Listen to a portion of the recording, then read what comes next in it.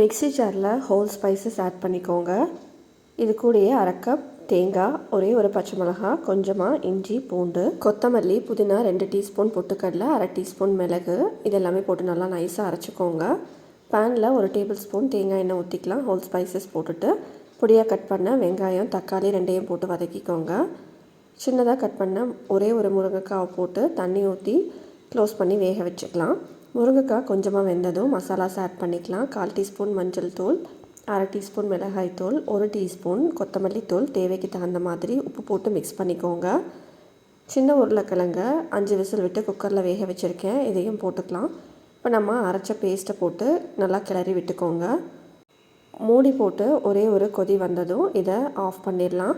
இந்த பாயை இடியாப்பம், மைல்டு புலாவ், ரைஸ்க்கு எல்லாமே சூப்பராக இருக்கும். கடைசியாக கொத்தமல்லி தழை தூவி இறக்கிடலாம். நீங்களும் ட்ரை பண்ணி பாருங்கள். பை.